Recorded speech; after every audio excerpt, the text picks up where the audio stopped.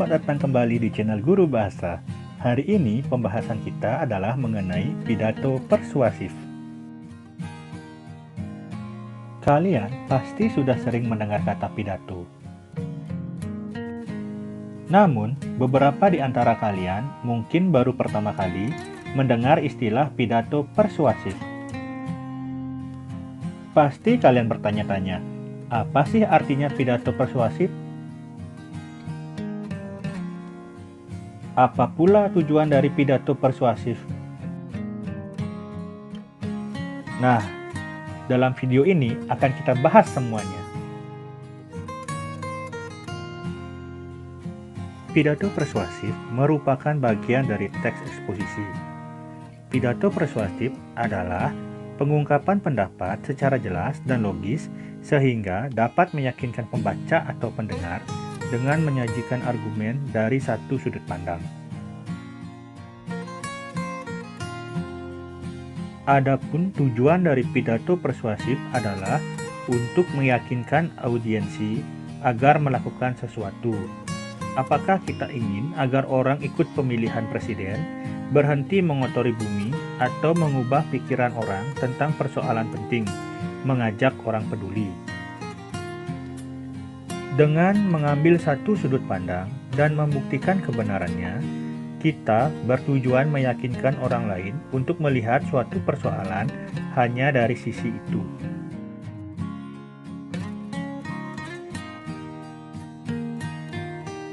Berikutnya, kita akan berbicara mengenai cara-cara memersuasi.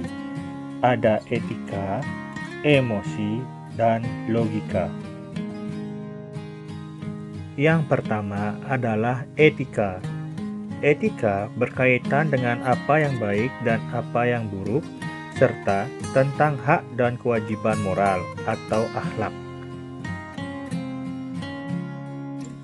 Contohnya, daur ulang adalah hal benar yang kita lakukan. Memubazirkan sumber daya kita yang terbatas sama dengan mencuri hak anak cucu kita di masa depan. Ini tidak bermoral. Selanjutnya, emosi. Emosi berkaitan dengan luapan perasaan yang berkembang dan surut dalam waktu singkat. Contohnya, coba pikirkan jutaan hewan yang kehilangan rumahnya setiap hari akibat pohon yang ditebang. Jika daur ulang berkelanjutan, kita dapat menyelamatkan banyak hutan yang indah.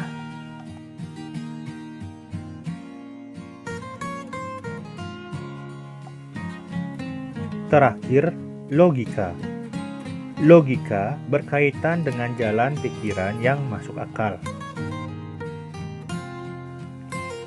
Contohnya, kita paham bahwa cadangan sumber daya alami kita terbatas. Kita dapat memperpanjang cadangan kita dengan daur ulang.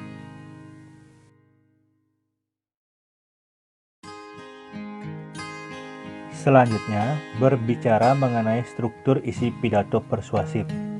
Ada 3 hal, yaitu pertama, pernyataan posisi, yang kedua, tahap argumen, dan yang ketiga, penguatan pernyataan posisi. Pernyataan posisi merupakan pendapat atau pendirian yang diambil penulis terhadap suatu persoalan. Misalnya, apakah posisimu terhadap persoalan remaja dan bela negara? Dalam eksposisi tulis, kamu sebaiknya melihat persoalan aktual di masyarakat dan dianjurkan menulis sesuatu untuk mengekspresikan dukungan atau kepedulian. Kamu perlu fokus terhadap bagaimana membuat pernyataan posisi yang kuat. Pernyataan yang dapat diajukan untuk menguji pernyataan posisi adalah sebagai berikut. Pertama, siapa yang diyakinkan? Kedua, apa yang akan diyakinkan? Mengubah pandangan atau perilaku. Ketiga, jenis argumen apa yang menarik perhatian mereka? Dan yang keempat, apakah pernyataan sudah menyatakan posisi secara jelas?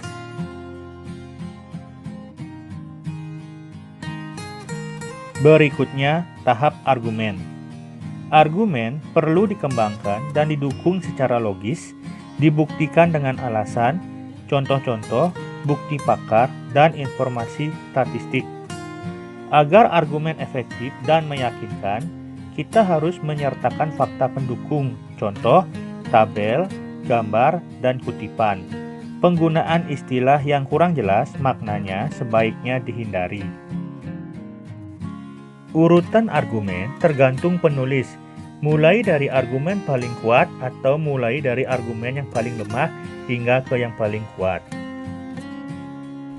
Setiap pengembangan pikiran atau argumen berisi sejumlah kalimat. Setiap paragraf disusun dengan kalimat topik yang berkaitan dengan gagasan utama paragraf sebelumnya. Hampir semua paragraf memiliki satu gagasan utama yang dikembangkan dan membentuk bagian dari teks eksposisi keseluruhan.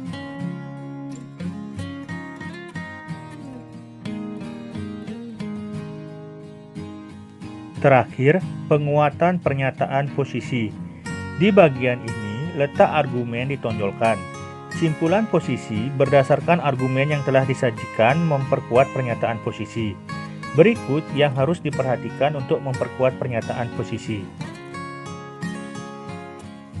Pertama, memperkuat pernyataan posisi dan menekankan pikiran utama dengan penggunaan suara berbeda, nada tinggi atau rendah, mimik, bahasa tubuh, dan gestur. Kedua, argumen sebaiknya dikembangkan secara logis dan didukung oleh bukti-bukti.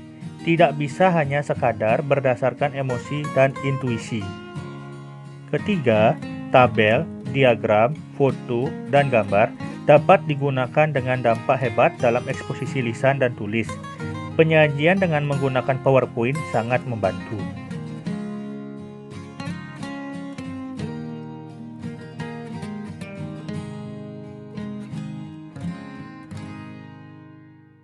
Selanjutnya, kita berbicara mengenai ciri-ciri kebahasaan teks pidato persuasif. Yang pertama adalah nominalisasi atau pembendaan. Nominalisasi atau pembendaan merupakan proses tata bahasa mengubah kata benda, kata kerja, dan kata sifat menjadi kata benda. Fungsinya untuk menghubungkan makna antar kalimat. Contoh, dalam kalimat 1, pemerintah memberlakukan undang-undang anti kekerasan. Dalam kalimat 2, pemberlakuan tersebut melegakan banyak pihak di luar negeri. Dalam kalimat 1 terdapat kata memberlakukan. Memberlakukan adalah kata kerja. Selanjutnya, kata memberlakukan dinominalisasi menjadi pemberlakuan.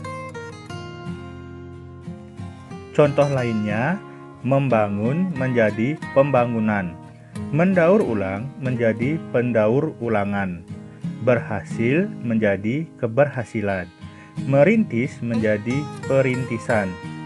Pembendaan digunakan untuk mengubah kalimat dari bentuk aktif ke bentuk pasif. Misalnya, kita harus mendaur ulang sampah. Pendaur ulangan itu menguntungkan lingkungan dan menghasilkan uang.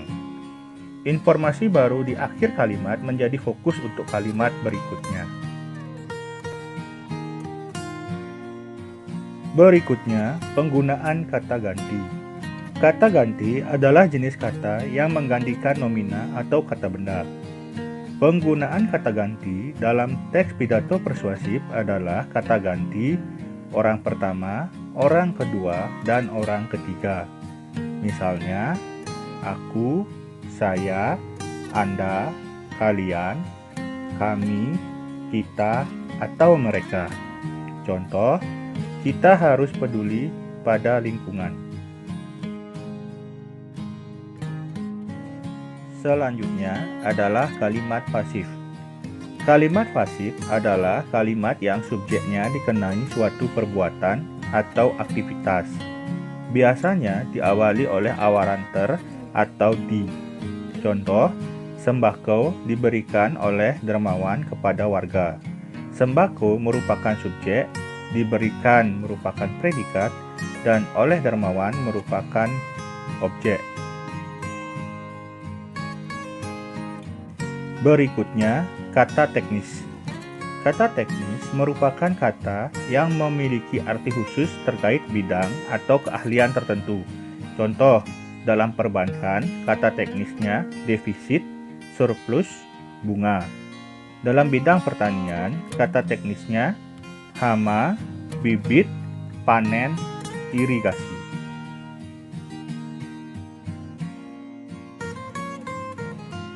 Sinonim dan antonim.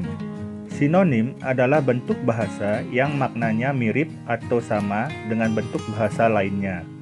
Sedangkan antonim adalah kata yang berlawanan makna dengan kata lainnya.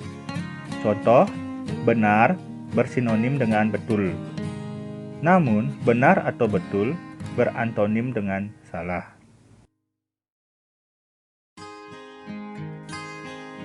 Kata benda abstrak. Kata benda abstrak adalah kata benda yang berasal dari kata sifat atau kata kerja yang tidak merujuk objek, melainkan suatu kejadian atau hal yang tidak terlihat. Contoh, ketakutan, kegembiraan. Ketakutan, kata dasarnya adalah takut yang merupakan kata sifat. Begitupun dengan kegembiraan, kata dasarnya gembira. Karena memperoleh awalan dan akhiran ke-an, maka menjadi kata benda.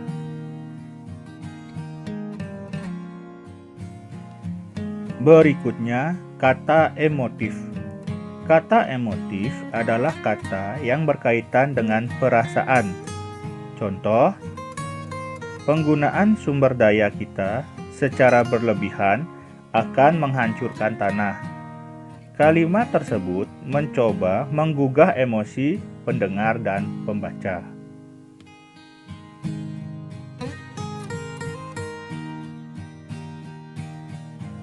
Berikutnya adalah kata tugas yang berupa konjungsi. Konjungsi merupakan ungkapan penghubung atau kata penghubung antar kata, antar frasa, antar klausa, dan antar kalimat. Misalnya, sebab, karena, atau, namun, kemudian, lalu, sebelum, oleh sebab itu, oleh karena itu, sehingga, dan sebagainya. Contoh, sebelum menentang keputusan itu, kita harus berpikir dengan bijak. Terakhir, modalitas. Modalitas merupakan pernyataan yang menyuguhkan atau menginginkan kemungkinan atau keharusan. Misalnya, mungkin, dapat, akan, barangkali, nyaris, seharusnya, pasti, tentu, sebenarnya, dan sebagainya. Contoh, kami akan mendukungmu.